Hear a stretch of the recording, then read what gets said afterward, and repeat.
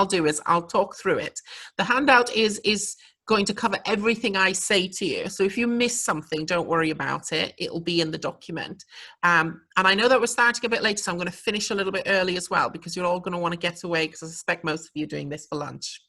So what I'll say is, let me get through, then I'll have about 5 minutes at the end. I'll take any questions. And then if I miss anything, by all means, email through. So I'm Reagan. I do child protection and children law generally as a specialist area. And the reason I wanted to do this seminar on managing allegations made by children is because more and more we see in the courtroom these allegations coming up, the evidence not being in the right format, and ultimately the children and their story and their narrative, that's what suffers. Now, I do a lot of local authority work and guardian work, and I'm regularly advising on, no, you need to do this, no, you need to do that, no, you need to do that, oh, that's gone wrong there. So I thought it might be helpful if we have an overview so everyone knows what the expectations are going in. I think that's particularly important for the solicitors and the social workers on the ground, because ultimately it comes to you guys first. It comes to the social worker first, then it passes up to legal. So let's go through what we'll cover today. On the handout, if you do have it, what we're going to cover is this. In what circumstances are children likely to make allegations? What does the guidance tell us about how to manage that? What evidential issues arise from that? And what would be the impact of not following the guidance? So let's start with the most obvious one. When are children likely to make allegations? Now, I'd normally ask you these questions, but because we're tight on time, I'll give you all the answers. So then you've just got everything. Will children make allegations in any case, really, that social care are involved in? You will know that from your experience. You'll have cases where, as a social worker, as a solicitor, you hear about the social worker goes in thinking, oh, this is just neglect, and next thing you know, daddy's put his hand up my top. And you saw that coming from nowhere, and it's just happened. So I think we all just have to be alive that it can happen at any situation. But ultimately, it tends to happen to three broad groups of people. You've got the social workers and the family support workers and the professionals who go into the home. You have the school, because of course they're always there, watching, monitoring, being available. And you have the family generally. And in terms of when it tends to come out, it's normally when the child doesn't quite realize it, I tend to find in most cases. Now, that doesn't mean that you don't have children who call aside the social worker and says, I want to tell you something. But 9 times out of 10, they just speak and it blurts out. And it's what then the social worker does with that, what the family support worker, the school teacher does with that, that makes the difference. Because, of course, all of these comments made by children, all these allegations made by children, they are hearsay evidence. They're not said in court, but we, as either a local authority or a representative for the child, will be seeking to say that, in fact, what the child has said is the truth and have to prove that in court. It is an out-of-court statement, therefore, made to go to the contents of its truth. And because it's hearsay evidence, it already, I would say, is at an evidential disadvantage. Because, of course, you have to overcome that burden. It's all hearsay evidence. We're all familiar with Re and the weight to be given to primary evidence and the difficulty with hearsay evidence. So if then we don't manage this properly in a way that it can be credible, in a way that it can carry proper weight, then ultimately it might result in the allegations not being proven, because the story that maybe becomes so convoluted and mixed up that the judge can't tell what the truth is. And that is ultimately why it's so important that we get this right. Now, the guidance behind this really stems from 2 reports. You've got the Cleveland report and the Orkney report. They were done a while back. They were done at a time when sex abuse had become a real issue, and the court and the professionals and all the rest of it were looking into it to understand what had gone wrong, why these children's allegations couldn't be believed, and where we could learn mistakes from the past. And it was Elizabeth Butler-Sloss, who you all know, I'm sure, as a judge and a judge in the Court of Appeal in the past, that led the Cleveland report investigation. And what it comes out and says is this: staff developed strong suspicions that the children were being sexually abused, but the subsequent inquiries criticized the staff for acting on those suspicions without testing or reviewing them. Now, pausing there, the fundamental is this: when a social worker, when a guardian, when a professional hears a child say something, daddy touches my bottom, mommy hits me with the spatula, they automatically and perhaps understandably go to the place of, oh my goodness, that's terrible, we need to resolve that. But ultimately, I think something that they fundamentally need to understand is this: when a child or children make those kind of allegations, they are very serious, they need to be looked into, but they don't know, the social worker, the family support worker, the person on the ground, the school teacher does not know whether or not it's true. And pausing there, I will give you an example of how that, if that's not applied correctly as a fundamental starting point, can be of real detriment. I had a case where the social worker had worked very closely with a 15-year-old who had accused her stepdad of beating her quite badly, so physical abuse. The difficulty with it was that we didn't have an AB interview of the child, because when she went on AB, she got too shy and didn't say anything. So it all came down to what she told the social worker. And when we got the social worker's notes, it was quite clear that the social worker had led her into a lot of this. So she made the odd comment about stepdad whacks me, maybe as a starting point, but then it was lots of, it's not your fault that stepdad's done that. I know you haven't got a bruise now, but tell me what the bruise would have looked like at the time, really leading her into a lot of this. And that caused real difficulty. When the social worker gave evidence, it fundamentally went wrong, because she was asked the question, did you believe that what the child had said from the get-go was true? And she quite proudly said, yes, I did. Yes, I did. And in a way, that's an instinctive reaction, isn't it? Of course you're going to be concerned. Of course you're going to want to believe what they're saying. But the difficulty in that case is, by doing that, she then went down a certain path where she had, in essence, put that child in the position where the child thought, oh, if I keep saying stuff to this social worker, I'll get attention off her. Oh, if I keep saying stuff to this social worker, I'll get emotional warmth, things she had been missing in her childhood. And, to this day, we never got the allegations proven. I never got the allegations proven. To this day, I don't know whether or not that actually happened. But the problem was the judge didn't know either. So the judge had to deal with it in the way that they had to, which is to find it not proven. So social workers need to understand that their role, first and foremost, in such a situation, is to take the allegations seriously. Of course, it must be taken seriously, but to investigate. And investigating does mean looking at all of the circumstances around what a child says. So you are not there to listen to what the child says and then find the evidence to back that up. You are there to listen to what the child says, record it accurately, and then explore the whole situation. Because children, we know from our experiences, either don't tell the truth at times, get confused at times, can be easily led astray at times. And like adults, people lie for lots of reasons. So children might lie for a bit of attention. Children might lie because they hate stepdaddy. And we have to be very alive to that. Just because they're children doesn't mean that they're not human, doesn't mean they're not subject to the same rules and difficulties that we have. So then if we look at that then, the social worker's role, what can we learn from the Cleveland and the Orkney report as an overview? The social workers have an investigative role. They're not there to push a certain agenda. They're not there to prove what this child says is true. They're there to look into everything, to put the pieces together and present it to the court ultimately. And of course, solicitors and counsel help them with that. The second point we take from that study is the children should not be subjected to repeated interviews or probing. Now, I had a question, and I can't remember from the top of my head who sent it through. Someone sent a question to ask me about this in terms of repeated interviews. And I want to give you an example of how that's used badly and how that could be used sensibly. And the answer to should children be subject to repeated interviews, well, if you take interviews as a very loosely phrased word, it's not necessarily an AB interview, it's just speaking to children. It is very specific to the case.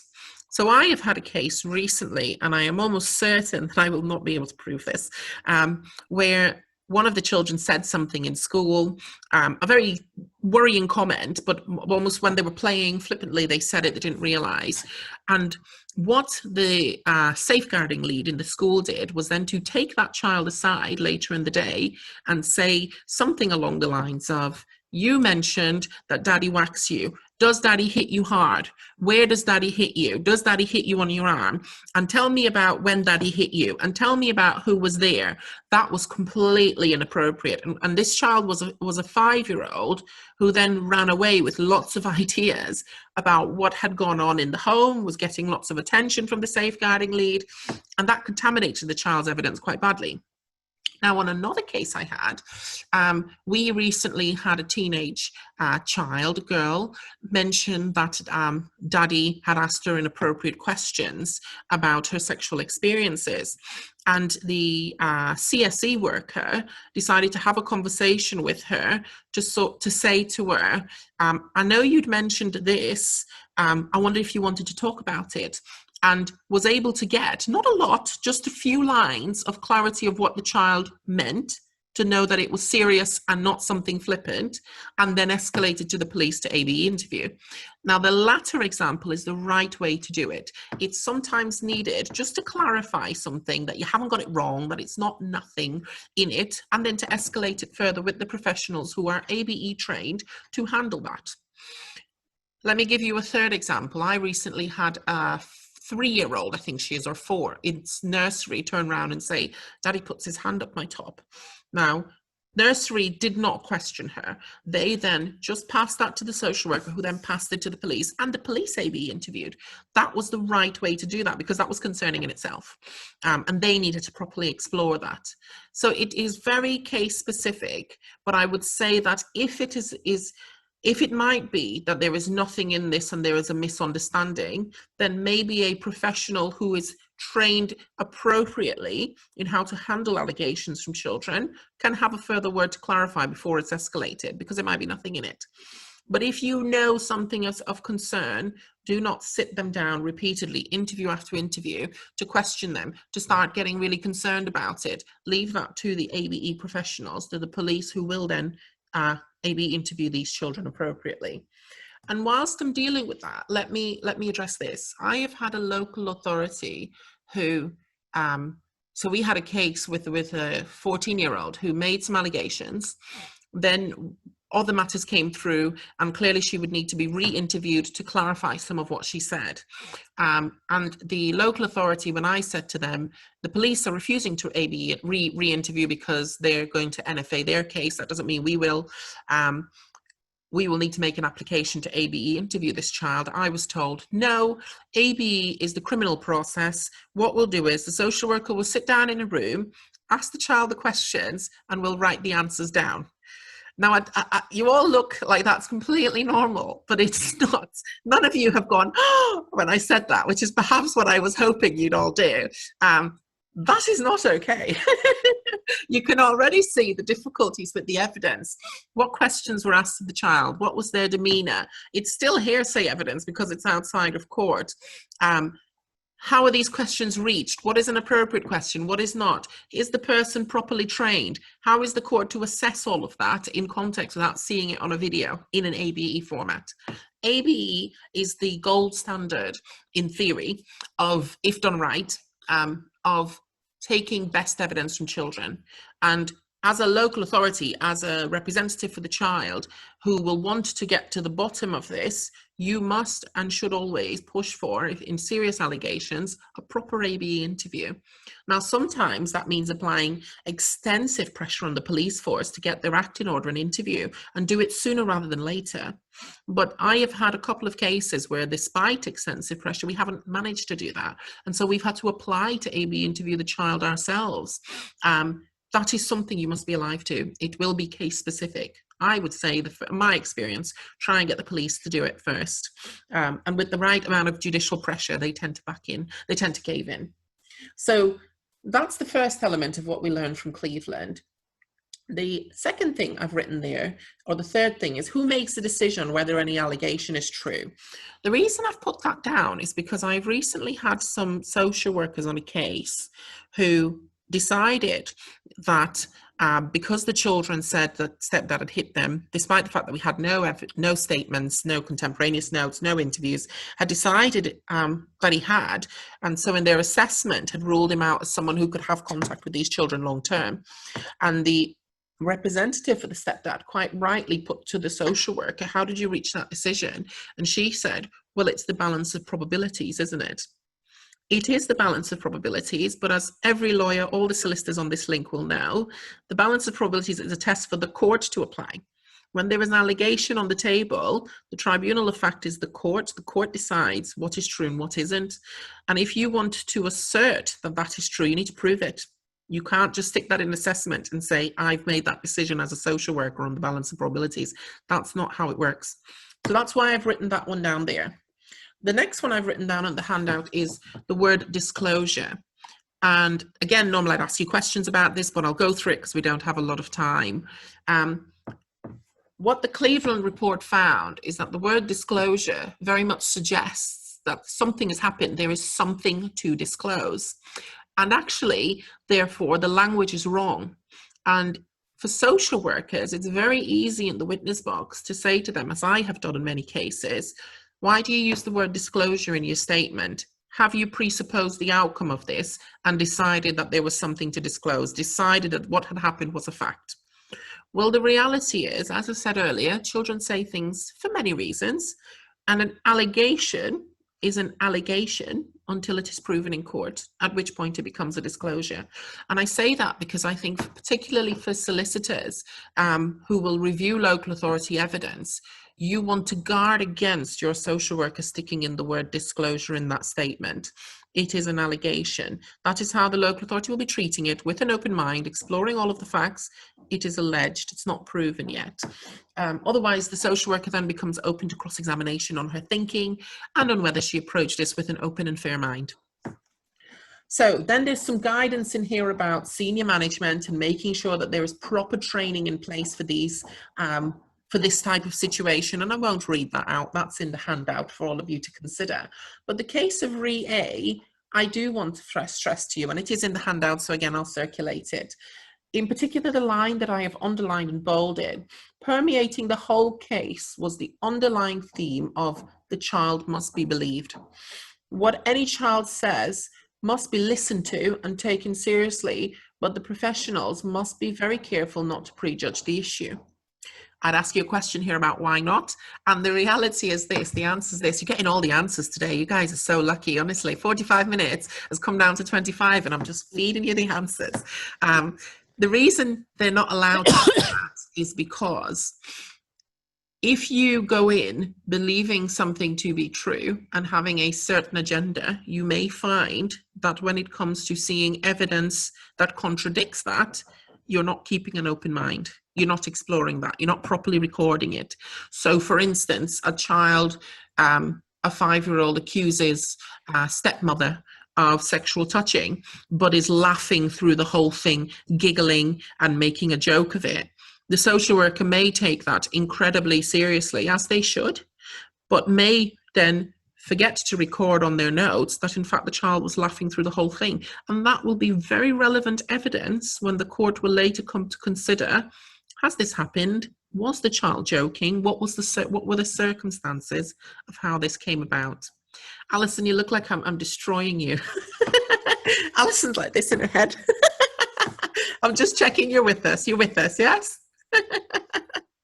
Okay, so that's the overview generally of this area of guidance and what we need to do. But of course, I've written there, and it is in the handout, the impact of this guidance on social care. The overview is this: do not record disclosures until proven, and I do mean the word disclosures. Keep accurate records of what children say. Be alive to the fact that children are not always telling the truth. Do not give the child any impression that he or she is believed. Think about your body language with that, and think about whether your involvement may be influencing what a child says. Those are really important principles for any social worker, any professional working with children. And by professional, I should say I also include foster carers in this, because a lot of the time, as we know as professionals in this field, when the children get into foster care, that's when a lot of things come out and they start to speak up. Let me talk you through this one. Do not give the child the impression that he or she is believed. I recently had a case where a child was being A/B interviewed, and in the middle of the interview, they decided to take a 2-minute break. And the worker who the child had initially made the allegations to came into the room during the A/B interview, said to the child, "Are you okay? Are you keeping well? I know this is really hard for you to discuss, but you're doing the right thing to talk about it. Just tell them everything you told me," and then left. And it was recorded on the A/B interview and on the transcript that that professional had come into the room and had done that. Can you all see why there is an argument there to say that anything that child says after that professional has walked in the room and done that could have been influenced by that professional? Not if you can see that. Yeah. Can you see how for your case evidentially there are then hurdles? Yes? Mm-hmm. Yes. So that is the kind of thing I think social workers need to be very alive to. Think about your body language and the impression you give. I recently had, well, I say recent, this one is about 2 years old, a case where the social worker, bless her, provided a great note of her discussion with the child, but in the middle of it had recorded when the child was speaking, let's call him Mr. Smith. I can't remember his name if I'm honest with you. It's not your fault Mr. Smith hit you. You were just a child in that situation. He had to know better. And I feel awful for what you've been through. Come here, give me a hug. And then records and hugs the child. Again, you can see how there is encouragement there to the child, A, that they are being believed instantly by this professional, and B, that in fact they will get a certain level of emotional support by virtue of saying these things to the professional. You can surely, can you all see that? That the argument can be made? And I always think, err on the side of caution with this. Don't give anyone the argument in court to say that a child has been influenced. The best evidence, I always think, comes from the first time a child says something. Who did they say it to? In what circumstances? What does the note say that they said? And what was the reaction around about the people around them? Did they encourage it? Did they go with it? You know, I've seen fantastic foster care records where they've recorded everything that a child said to them, including, we were talking about this, I asked this question. In response, let's pick a child's name, Jamie. Jamie said XYZ. I said to Jamie, "Oh, right, shall we go and have some tea?" And that's all the note said. They didn't encourage it. They didn't, lead it on. They didn't pick up and run with it and ask loads of questions. But that note was enough then to be quite compelling evidence that this comes straight from the child. There's no influence in it whatsoever. And that is what you aim for. Now, in terms of records, a social worker or foster carer or school teacher, whoever this child first speaks to and gives this allegation, must keep a record of word for word what the child says. Again, I'd ask you, why do you think that is? But again, I'll give you the answer. It's because we know as professionals that children say many things that don't necessarily mean what they're saying. Yeah? Daddy was mean to me. He touched my moo-moo. Well, it might actually be a cow, a stuffed cow. It could equally be something else. But unless the words moo-moo are recorded, then we don't know. As opposed to, he touched my private place, which can be a paraphrased version. And that is why it's really important that the professionals get it accurately on their record. But again, if it's to come under scrutiny of how has this come out, was the child led into that, the professionals should also keep a list of the questions they asked, follow-up questions. And to make it most accurate, they should do that either during a discussion with the child, which I accept is not natural, but right after that discussion then, so that there is as accurate and contemporaneous a note as possible. And that stands them in good stead when they go to court to say, look at what this child has said, look at how it's come out. This, you can trust that this is accurate because I recorded it at the time.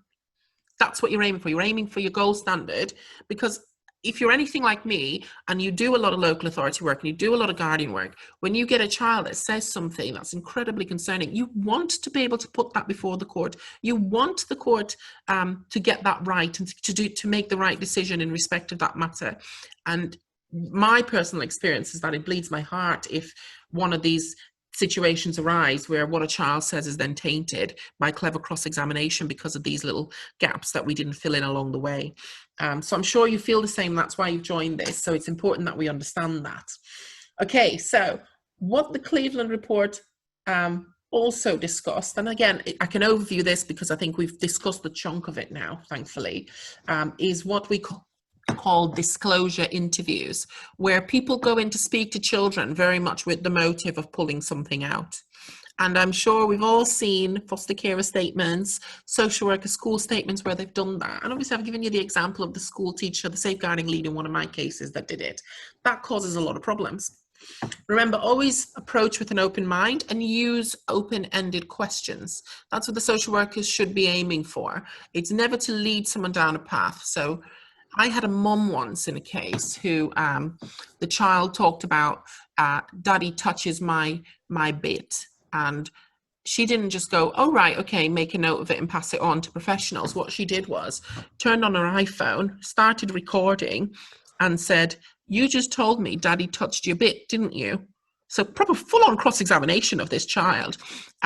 Yeah, I did. Does your bit mean your vagina? Yeah, it does. And it went on like that. And you can see then the difficulty with not using open-ended questions and going in for a disclosure interview, which as professionals, we will make sure doesn't happen. The interview should go at the pace of the child. And again, that's the same logic. Let them speak freely, make a note of it, and move on. Move on and pass it to the relevant team that deal with it. And keep careful recording of things. Now, I'm going to go down this relatively quickly, but I want to just quote something from the Orkney report, which you will have in your handout as well. And it's this: to take the allegation seriously does not mean that it is necessarily to be believed. The allegation is not to be put lightly aside. That the person making the allegation as a child is not to be taken to detract from the attention to be paid to it. It is to be taken as seriously as an allegation made by an adult, but it still requires to be scrutinized, assessed, and evaluated. It has to be approached with an open mind, to be taken and to be seen to be taken seriously. Whenever I'm for a parent or an intervener where they've had a child made an allegation against them, I will quote this law that I've given you all in this handout, word for word, to talk about the failures in the process. And that's why I've given you, in essence, my law, my summary sheet of what I would use to give everyone an idea of what you need to be doing right. Now, what else does the case law say about this? Well, I don't think I'm going to go into that too much because I've told you it all. The only thing I would say is in the case of Rochdale Borough Council and BW and others, and this is a case from 1991, what happened there was the breaches were not minor, trivial, or infrequent, and this is the breaches of the recommendations from the Cleveland and the Auckland report and the Orkney report, but substantial breaches which rendered the information received from the children valueless and unreliable. And that is ultimately what we must guard against, is if we get this wrong, if we can be seen to be influencing them, whether or not we mean to, they suffer, their evidence goes down the drain. Now, I have a case at the moment where the children made allegations last October, and we still haven't had an AB interview by the police. And sadly, despite lots of pushing from me, the view is being taken that, in fact, what the children have said to the foster carers is all we need. That is going to be a very difficult case to prove, sadly, for the very reason that what we didn't do was we didn't act promptly. We didn't take what they said, pass it on, and put pressure on the police to do the interviews. That process, that is how you get gold star evidence. And that's what you need. That's what you need to take your case to the highest. Now, working together, who knows about working together? Not if you know about working together. Yeah, you all know. Well, lots of you know about working together. So it's a multi-agency statutory guidance that applies to social workers, foster carers, and actually applies to the police force as well, because they have to follow what this says. And this was built using and on the back of and influenced by the Cleveland report and the Orkney report. And in essence, it brings the same principles to life. Local authorities, children's social care should see the child as soon as possible if the decision is taken that a referral requires further assessment. Now, I'm sure you all understand that.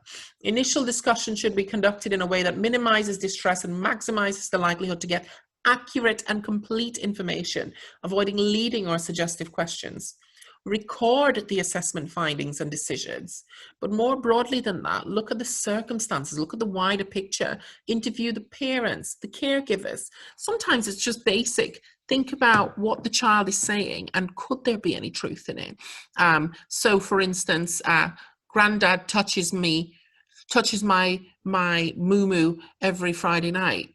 Well, if they don't go to granddad on a Friday night, then you can already see that, you need to make a record of that, because that's important, isn't it? Of whether or not that will be true. It's that kind of thing. Get the bigger family circumstances. For us as childcare practitioners, the holistic picture, the overall view of what has gone on in a family is very important. And if we just go with what the child says and don't look at the surrounding circumstances, then we are taking a rather linear view with how we approach it, and the court will see it like that, and the child will suffer as a result. I've included in this handout that the fostering services national minimum standards do actually talk about foster carers having to have the appropriate training. So in theory, foster carers should have some understanding, like social workers, of how to deal with these matters. But if they don't, then of course, I would say if you're a solicitor for the local authority or a solicitor for the children, you may want to flag to them if you see something coming through, so-and-so, I don't know, Cindy said something to the foster carer. You may then want to have a crib sheet or something like that, that you go, please can this be handed to the foster carer so they know what they're doing moving forward with what children say. That is probably your ideal. I think you can't really do much more, can you, as a professional than that? And then in my handout, I move on to talk about the ABE process. Now, as I said, ABE to me, even though it is technically designed for the criminal process, the family courts for years have accepted it as the gold standard, is exactly what needs to happen to better understand serious allegations by children. And we should always be pushing the police when these serious allegations come out to get there. But what can the social workers on the ground, the foster carers, the family support workers take from this that is useful to their, and when I say useful, I mean to their day-to-day interactions with the children? Well, listen to them. Do not stop them when they're freely speaking. Be open-ended or specific closed rather than forced or leading questions. Don't ask multiple questions, because especially younger children get really confused when you ask 3 things, don't they? And you say, what did you do today? How are you? What are you up to? Yes. And then you're not really sure where the answer comes from. So you need to be careful with that. Comprehensive note of discussion, note of demeanor. So like I said, if a child's laughing when they say things, that's relevant. And be careful of the danger of consciously or subconsciously indicating approval or disapproval of the information. Be very neutral in your in your approach of these matters. If not done properly, we have social workers or professionals being criticized of collusion, being criticized of coercion. It could ultimately be detrimental to that child in that what they're saying isn't taken as seriously as it should be. Now, I've gone through this and I'm very conscious of the time. I'm just looking down to make sure I haven't missed anything, but I don't think I have. The only thing I want to say is this. There is a very subtle point that doesn't come up very often, but we have to be alive to it. It is the point where you have 2 or 3 children that go into foster care.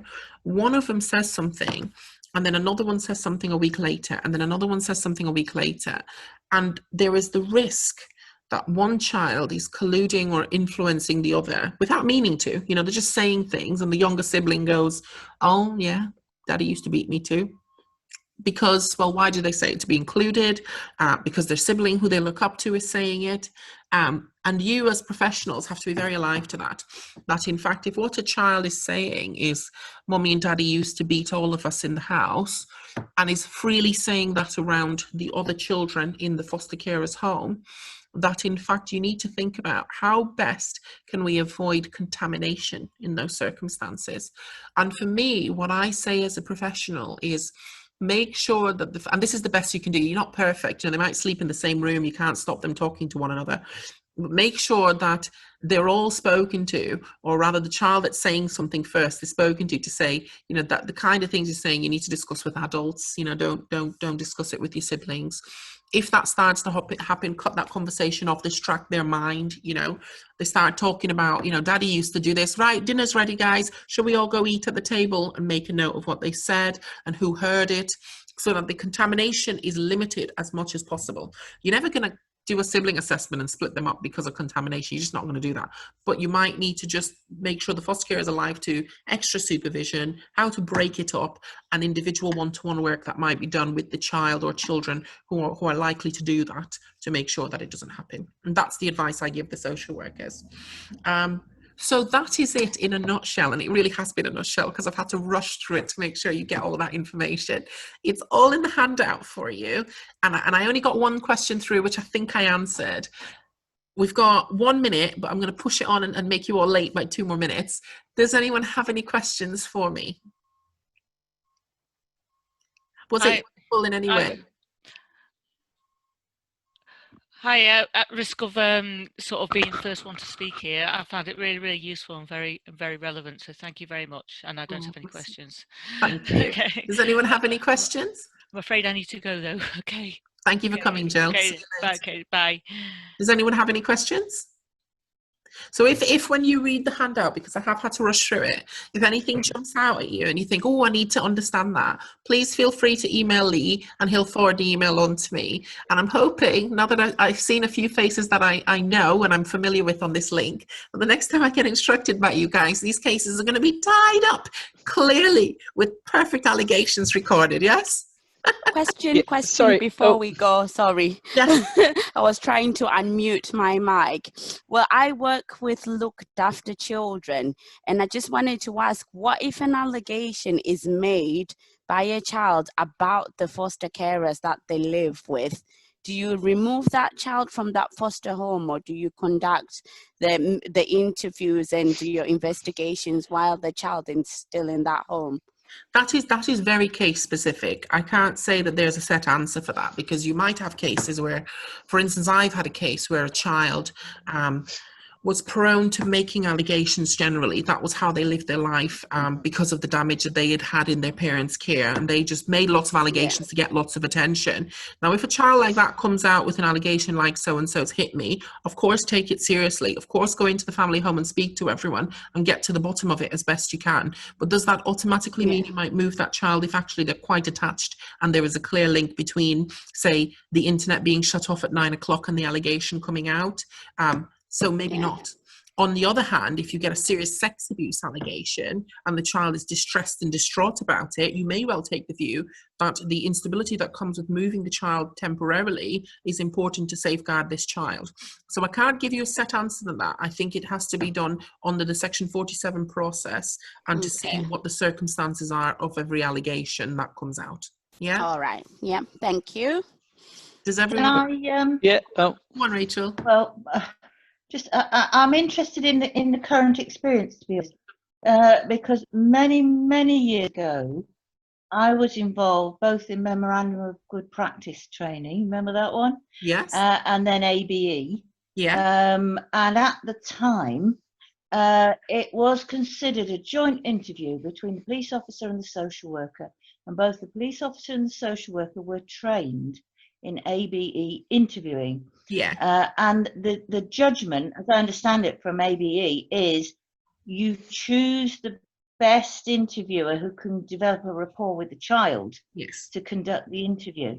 So we did have videoed ABE interviews conducted by a social worker, obviously also jointly with the police. Yes. Now, when I was leaving the work as such, it was becoming clear that the police were conducting more and more of these interviews. I'm just wondering how it looks now. It is the case that the police are doing more of these interviews now. I think it's one of those. I can see both sides of that. I can see the side of getting the full account from the child with someone that they know and they feel comfortable to speak to. But I can also see the other side in court where it's going to turn around and say, that child likes talking to that professional about something, and therefore the fact that they've gone into the interview and said it should come as no surprise to anyone. And in essence, you'd end up diminishing the child's evidence without meaning to. I actually think, from my personal experience, I think it's better when the police do it because they are impartial. They come in just for the purposes of that investigatory side. A lot of them that do it now do have the skills because they come from the safeguarding teams in the police to build that rapport with the child relatively quickly, and you avoid the risk of that criticism. That's my personal experience. But Rachel, you certainly get the case now. I don't think I've had one for a very long time, and I mean a year or two. That has been done by a social worker, but I am aware that some social workers are ABE trained and can do it, yes. I've actually seen speech and language therapists conduct ABE interviews with disabled children. That would make sense. That would make absolute sense. You've got more experience than me on that one, Rachel. Anyway, I better let you go. Thank you. Thank you Thank anyway. for the question. Does anyone else have any more questions? Could I just clarify? You used the word when you were describing social workers taking a child's information to court. Was it like hearsay, or was it something you used in terms of like Yes, no, it from a is third hearsay. party? Remember, it was hearsay. If it's not said in court, or if that person who has a story in their head, so the person whose account it is in court, then it's hearsay. We put forward these allegations from the statements, from what the children say, before the judge in statement form, but it is an out-of-court statement that we then ask the court to see that it's true. That's what we do. So it's hearsay evidence. Technically,